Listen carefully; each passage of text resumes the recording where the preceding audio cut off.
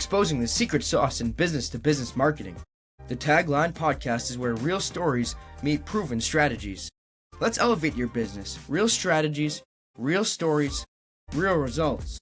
In the business-to-business industry, you're not selling to businesses. It's human to human. We break down what works, what doesn't, and how you can truly stand out. Transparency, credibility, growth. Get a behind-the-scenes look at what drives success in business-to-business marketing. Get ready for the next TAGLine Podcast powered by the Ably Group. Welcome back to the TAGLine Podcast. My name is Justin Starbird, and today I get to welcome in Kerim Kfuri, CEO and president of the Atlas Network, also the author of Supply Chain Ups and Downs. Kerim, welcome to the show, man. Thank you so much for having me. Really appreciate it. Yeah, this is pretty neat. Got to talk a little bit beforehand and some shared experience in the space, and supply chain isn't sexy. It isn't sexy, although it's getting sexier and definitely much more relevant than ever before, at least in the public eye, I think is important. I think it's always been relevant and super, super important to how we do everything that we do in the global economy and consumers and everything. But the questions as to why it's important now and how it impacts people's daily lives is much more in the forefront. Yeah, 100%. One of the things I think about is, when people think of supply chains or operations, they often think about, systems or technologies, logistics. All of that is now those are all buzzwords. But you've said on multiple occasions that success lives in the details. Let's start there. What are some of those details that you harp on? Well, I mean, the reality of it is that the supply chain is complicated. There's so many different components to it, right? There's the procurement side and the prototyping and development side. There's the manufacturing side. There's quality control. There's then logistics. Then there's transport. Then there's customs clearance. Finally, there's last mile delivery, warehousing, fulfillment. All these steps have to happen before the most important part of the supply chain is fulfilled, which is the consumer getting the goods in a timely fashion and in a cost that makes sense for them and when they need them. Yeah. And, if we backtrack into those 8 or 9 different sort of segments I talked about, there's then about 1,000 segments within each one of those segments that can go wrong, can go right, and so forth. But in the end, even if you do an amazing job with 3/4 of the process, if the last fourth is disrupted or challenged or there's some kind of real issue there, then it didn't even matter what happened that went well or otherwise. So it's absolutely like conducting an orchestra, right? All these instruments, everybody has to play in unison for the sound to come out well. And that one instrument that's like off by a little bit or doesn't hit the right note ruins the whole piece. And that's how global supply chain is in so many ways. I really think that when it comes to this, our focus here at the Atlas Network, and it comes back to my background being, in regulation. I was at the Securities and Exchange Commission. I was at NASD FINRA in the regulatory space, is it's all about the right kind of process. And the process must always be proactive, not reactive. It has to be a thing where you assume the worst case scenario is going to definitely happen. And if it doesn't happen, great. But the point is, you assume that it is going to happen. You assume that factories will always make a mistake. You assume that logistics providers will always be delayed. You assume that there could be any number of controllable or uncontrollable factors that could happen, from a pandemic to a weather situation to a strike at a port to, force majeure, any of these things that are just tariffs, global trade conflict, any of these things. And you assume that when you play into those potential areas of conflict or issue, that you will still be able to be okay. What will happen if you don't get product for 6 months? Are you out of business? What do you do if your current supplier, you got all your eggs in one basket and they go under the next day? Are you just, up the creek without a paddle? These kind of playing through these risk mitigation strategies, industry to industry, product to product, are very, very critical to ensure that you're in the details, you're managing it, and you have the right processes in place to ensure that you're safeguarded when and if, because it always does happen, something disrupts your supply chain. Sure. I always talked to a lot of either general managers, distribution managers, folks that are running the business, especially in the C-suite, you're talking about global sales deals or making sure that whatever their needs are met.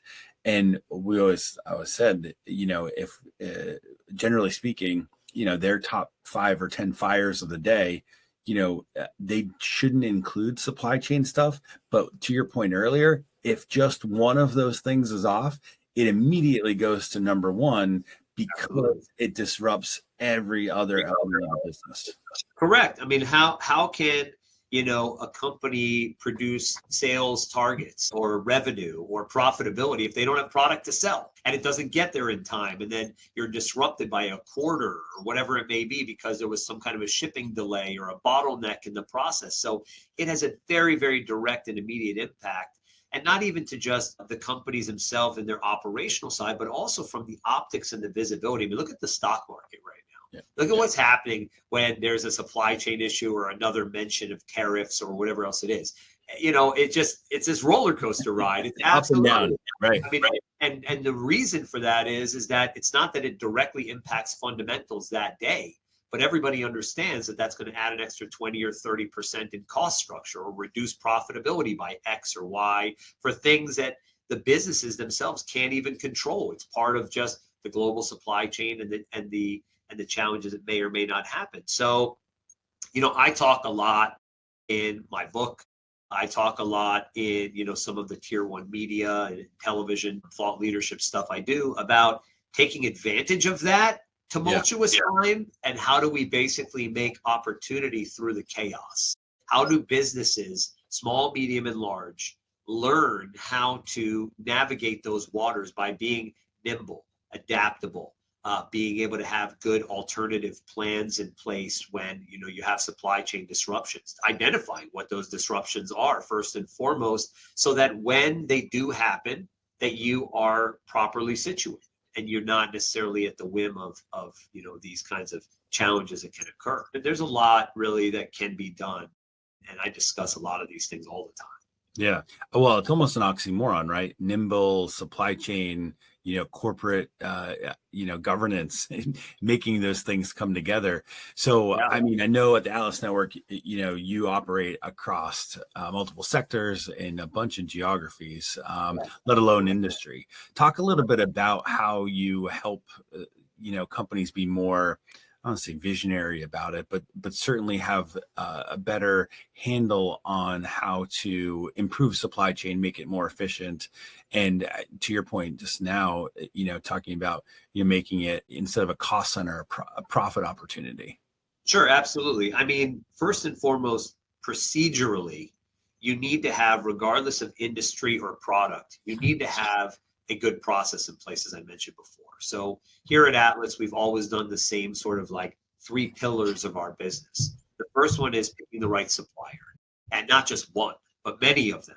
So that if you ever have a challenge or an issue, or you're now trying to introduce some kind of a new SKU and your current suppliers can't assist you or help you with that, you've got backups. You've got other places that that can make your stuff and can do it at a reasonable cost and delivery timeframe. So the factory selection process or the supplier selection process is extremely critical and important. And we focus a lot of time on that, looking at qualitative and quantitative factors to determine what's really the right suppliers, not one supplier, but many suppliers that could make sense for a particular client or customer. So that's important.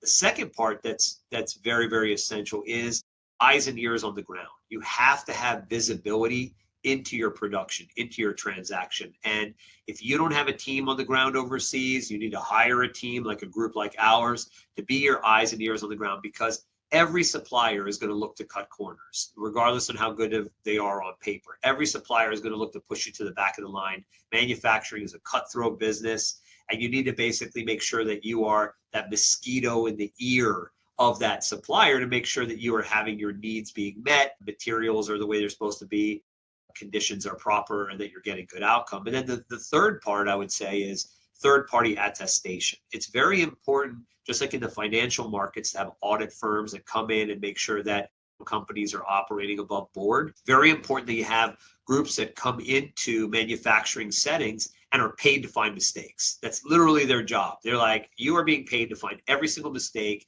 no matter how minuscule or otherwise, to give full transparency across the equation. And if you do that, if you pick the right suppliers and you have eyes and ears on the ground, good management, good visibility, and you have third-party attestation, that's how you can really be able to take advantage of the global economy with regards to opportunities, development, innovations, and really being able to make yourself more and more disruption proof. If I was to give you kind of the terminology, Sure. It works by having that widespread idea, and also being willing to understand and recognize that when challenges do occur, look at it as an opportunity. Boxers do their best fighting when they're in the corner. And so that's the same idea when it comes to supply chain. It's like, you may have been making that widget for the last 10 years out of X material, and now X material is 5 times too much in cost or not available, whatever. So it pushes you to consider Y material. And Y material ends up being better, less cost, more efficient. And it happened because there was a disruption. So disruption doesn't always mean, standstill. Disruption could mean a new pathway. And that's also part of this process. But it all happens by having that proactive process that allows you to take advantage of disruptions, that allows you to be nimble enough to say, I don't have just one supplier, I got 5, and I've got these different risk mitigation strategies in place so that we can accommodate and work within the constructs of what's being, challenged, really. Right. When you get to the island and burn your boat, you don't have any other option but to survive, right?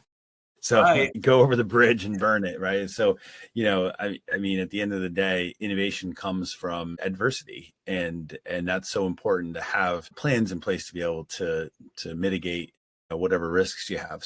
One question I have for you, thinking about all those things, it sounds complex and it sounds honestly expensive.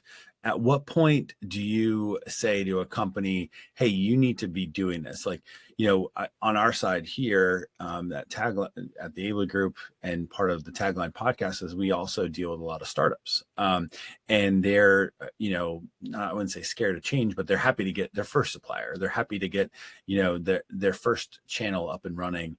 At what stage of the scaling process should they engage you or start asking those questions about, where is their product coming from and how can they mitigate, potential for disruption? At the very beginning, you have to. I don't care if you are, if you're the smallest company or the largest company in the world. The reality of it is that you have to have, when it comes to supply chain, best practices in place. Yeah. You have to have alternative suppliers. You need to basically be looking at how you have visibility into your supply chain, how you're going to get the best out of it and really mitigate the risks, because the smaller groups face the worst outcomes when that's not done. They don't have the meat on the bone to survive these situations. And I've seen it time and time again where these small to mid-sized businesses just go out of business because they didn't kind of check the boxes or dot the I's or cross the T's, which they should have or could have done. And when things went south, they didn't have recourse. They didn't have the proper ability to manage the disruptions, whatever they may be, and they just go out of business. They don't have the meat on the bone like some of the bigger guys do. So it's even infinitely more important for startups and small to mid-sized businesses to really focus in on developing good, robust supply chains early on that they have visibility around, and they can be able to work through any kind of disruptions that occur. It's infinitely more important for the smaller groups than even the larger groups. Yeah. Well, to have a trusted advisor to guide them through all those processes is so important. Yes. I mean, to have a trusted advisor, of course, or to really be able to determine, how they're going to do it themselves. I've seen, entrepreneurs that they roll up their sleeves and they're on that next plane to Asia. Cool. Great. That's fine. They're going there to see how the sausage is made. They're going there to shake hands and look in the eyes of the people that they're going to be working with. They're taking on that responsibility very seriously, as opposed to just blindly having a relationship, never meeting a group, and then when things go south, like you have nothing protecting you whatsoever. Right.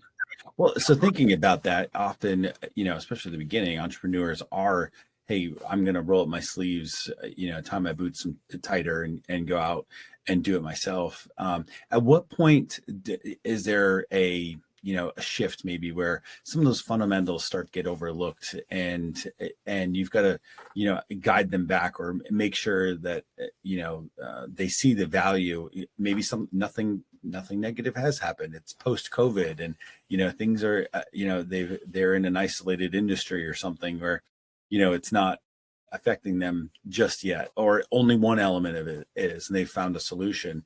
How do you help make sure that they don't lose sight of what's got them there? Yeah, I mean, first and foremost, apathy destroys business.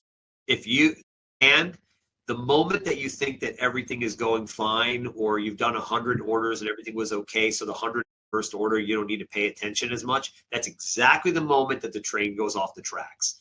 Global supply chain is an unpredictable space. You could have a different person on the line that week.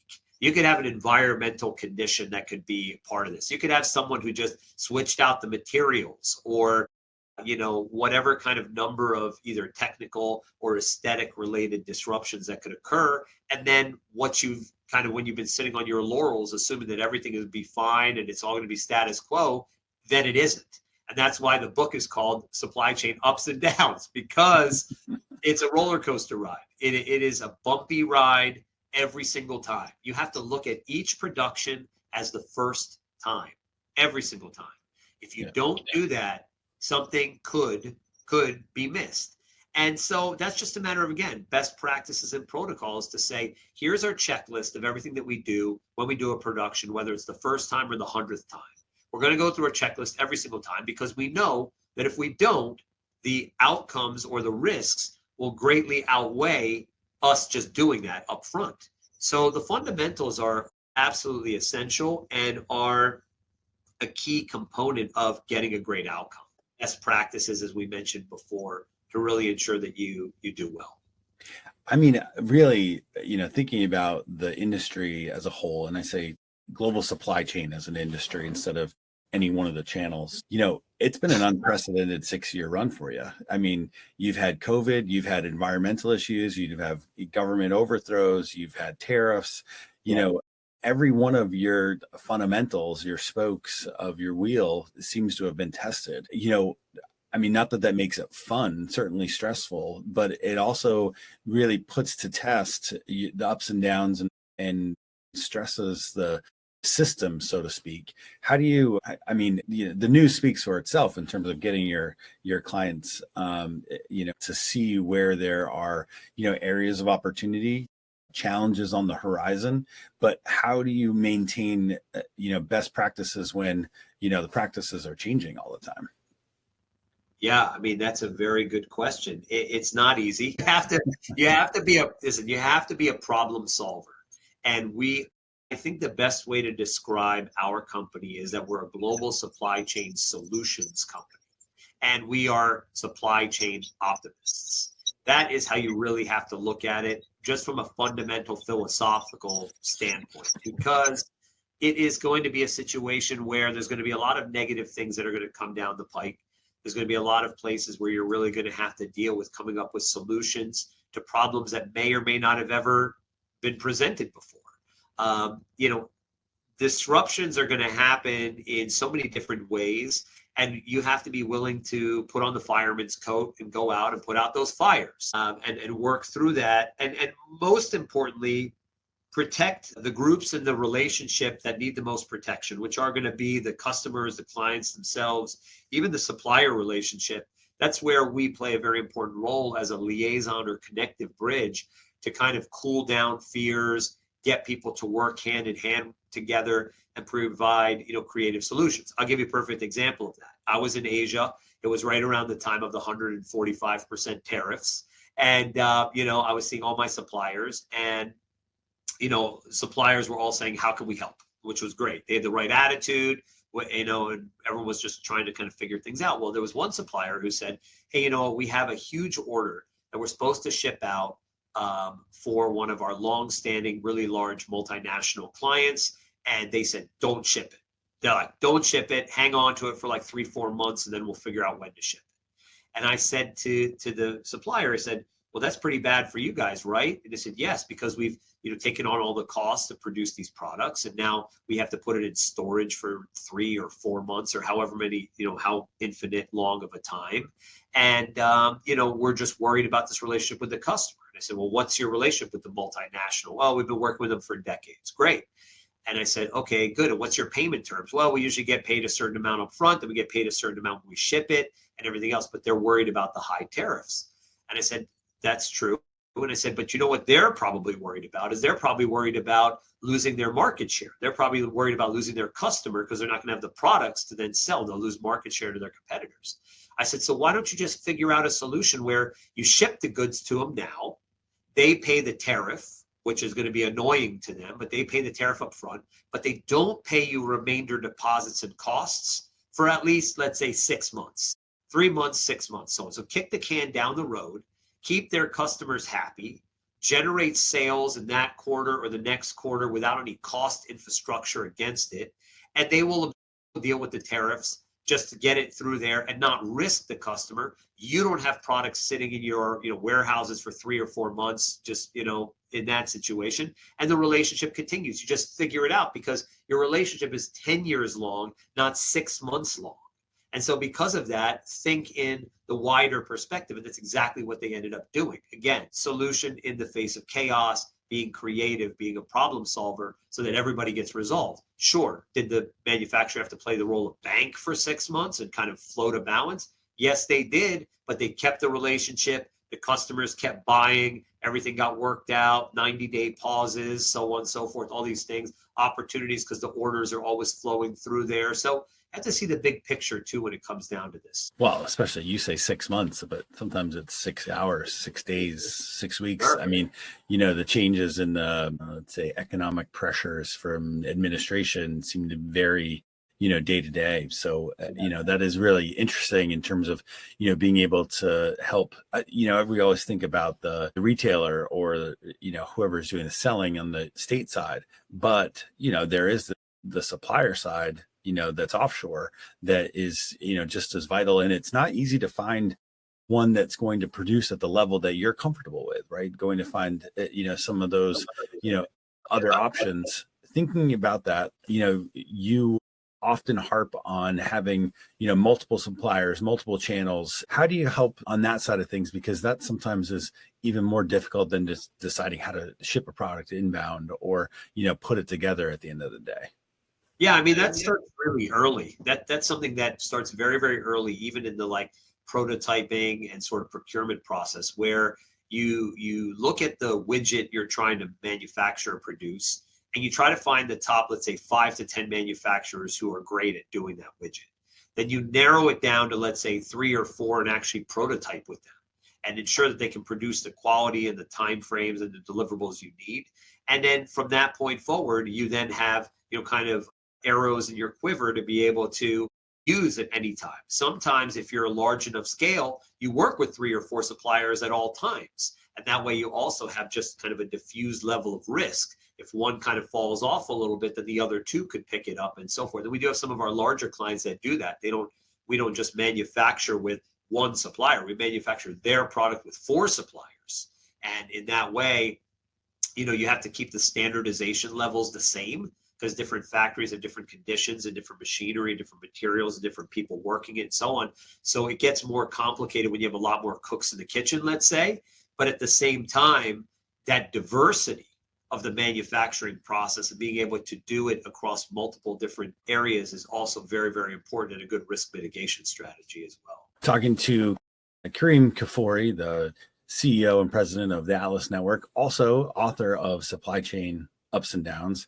Kerim, let's transition and talk a little bit about the book. Clearly, there is more than enough content to fill, several books in each of these elements in terms of a supply chain. What was the impetus? What was the inspiration, if you will, to write a book and put the time, effort, and energy to do that? Yeah, I mean, I'll tell you, for a very long time, we've been in business for more than 2 decades. We've always sort of been in the shadows and in the background. As long as we did a good job for our customers and our clients, we were just happy enough. And then the pandemic came along, and we had used car salesmen trying to sell like masks and PPE. And it just, there was so much misinformation around what was really happening in global supply chain, how it operates, why it's important, why it matters, really. And so in that time, I said, okay, I got to kind of come out from the shadows and start to give like a voice to this, because there really isn't enough good guidance in this space. And the book was part of that process. I do a lot of thought leadership too, and conferences and television and tier one media stuff. But the book was a big part of that, because I said I wanted to create something that was a really easy to read book here. It's like 140, 150 pages that takes you through why the supply chain is important, why it matters. And even I delve into some topics like nearshoring and AI and sustainability and some of these other things that a lot of people are interested in these days too. Also in the book, I presented this idea of supply chain socioeconomics. It's my sort of like economic theory around the idea that when you look at the global supply chain, it's about managing the divergent interests of the different parties, that these parties already start off the bat with non-aligned goals. Looking at, like, let's say manufacturers and customers as the most relevant example. A factory cares about, increasing their costs, doing things quickly, less QC, less responsibility, so forth. Customers think of all the opposite things of this. And so how do you operate when these two parties are completely not aligned? And my theory and conversation is that they don't have to be aligned, and it actually creates economic momentum between them as they sort of ebb and flow and negotiate back and forth around pricing and timelines and quality to really be able to come out with the best solution for all parties. And, it's very, very interesting that, that is an equation that I think pushes through the entire global supply chain, where it's really about negotiation. It's about some levels of concession when things don't always work out and one side is more leveraged than the other. And then finally, and it's not a bad thing, it can also be about abandonment, where you say, you know what, this relationship with this supplier just ain't going to work. And you got to be smart enough to say, we're cutting bait. And you're okay to do that because, again, you've built redundancies. You've built other supplier number 2, 3, 4, the alternatives that we discussed. It's okay to say it just doesn't work with this group anymore. And so I discuss those things too. And the book's meant to be, a read for consumers, for students, for business people who want to know more about global supply chain and understand it. But, I love to humanize the supply chain. I really love to kind of make it very relevant to people. So whether I'm talking about why bananas are green at the supermarket, or why Taylor Swift is a supply chain superstar, in her quality control of show to show and logistics and so on. I mean, it's all supply chain. It's all supply chain across the board. It's just different kinds of things, whether it's agricultural products or the entertainment industry or content or manufacturing. It's all a supply chain in the end that gets in the hands of consumers. Well, I mean, that's the truth of it all, right? Is that it's still, it's not just B2B or business to consumer, it's business to human. And that's something that's so important that you lose sight of, especially, I know, AI is maybe even more prevalent today than when you initially authored the book, but, you're still worried about, all right, I'm doing business with somebody and, we want to make sure the product or service ends up in the hands of the right people at the right time. How is that going to happen? As much as the, elements of supply chain can be automated, you're still, trusting that the person that you're doing business with is going to follow through. And I feel like that part of being able to shake hands, you going to, see suppliers and manufacturers overseas and strengthen those relationships is so important at the end of the day to see success regardless of where the work's being done. Yeah, absolutely. It is. And then you also got to have a good contract. That's another part of it that's quite important. And protecting your rights and really the flow of how the production is going to go. When we do any arrangement with any manufacturer, we have a pretty sophisticated agreement that talks about everything from timelines to quality to AQL, industry standards, and so on. Because as long as you outline those parameters by which everybody's going to kind of play the game, And that's done up front. We do a kickoff call. We have a QC checklist. We have a risk assessment profile for that product where we interview the factory and the QC inspectors. What could go wrong? Let's list all the things. You do those things up front so that you mitigate the chances of, hey, surprise, we have this major challenge and major issue. Well, we discussed that before. We've agreed upon that. We know where the roles, the responsibilities lie. Part of that, best practices needs to be that proactive approach too. What has the feedback been, from the book so far? What kind of comments have you gotten or, accolades as a result? Yeah, it was definitely one of the top sellers on Amazon when it came out, which was great. We tend to have the books at a lot of the conferences and shows that we do, which is great. And people seem to really like it. They seem to find it to be a very good compendium to understand global supply chain. And that was my intention and my goal. Unfortunately, less and less people are reading books today. So we're trying to, determine what's the best way to disseminate the same kinds of ideologies or content that's in there. And we do a good job with that through the social media platforms. I've got a great social media team where we're consistently, on Instagram and Twitter and TikTok and all these places to really bring out the lessons from the book in as many ways as we can. I also do a lot of sort of educational seminars and sessions and conference lectures around elements that come from the book. And so we're trying to just impart the knowledge in as many ways as we can. Again, I would love to see more people reading books, but at the same time, it's just not, we're just not there today. Yeah.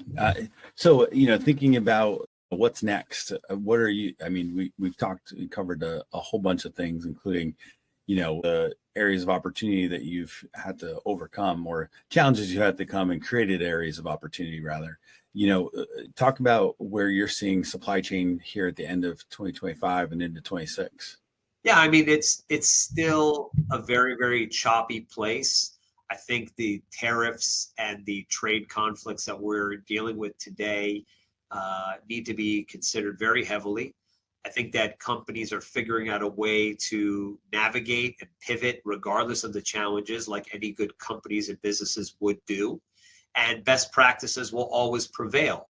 We're looking at, obviously, areas where technology can bridge the gap.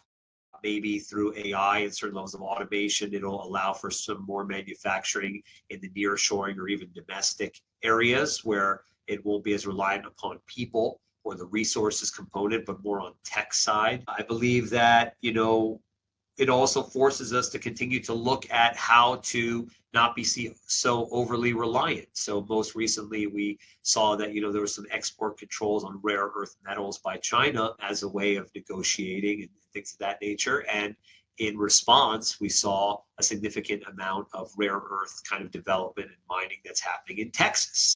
And the stock market kind of embracing that fully and things of that nature. So again, through these tumultuous times, we're going to find a lot of opportunity, whether it's through technology, it's through ingenuity, it's through basically just self-reliance or being able to continue to operate, generally speaking.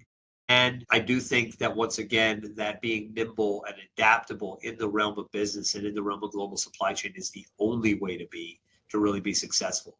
The more stuck in the mud you are, the more you think that things aren't going to ever really change or it's just status quo. These are the disaster recipes for disaster in global supply chain. Yeah, we have a client that's working on rare earth metals as well, and they're Eastern Arkansas of all places. They're still in the startup side of things, but it'd be a great opportunity for an introduction there. Well, this has been awesome. I really appreciate you taking the time to share your thoughts, ideas, wisdom, and a vision for what's to come. Yeah, thank you so much for having me on the show. Really appreciate it and letting me sort of chat it out for a bit. Yeah, that's what this is about, right? Is to get ideas out there. Great to hear that you've had success, of course, with the company, but also with the book. And that's really neat. We'll definitely be watching. Thank you so much. Really appreciate it. Great. On behalf of my guest today, CEO and president of the Atlas Network and author of Supply Chain Ups and Downs, you've been listening to the TAGLine Podcast. Until next time.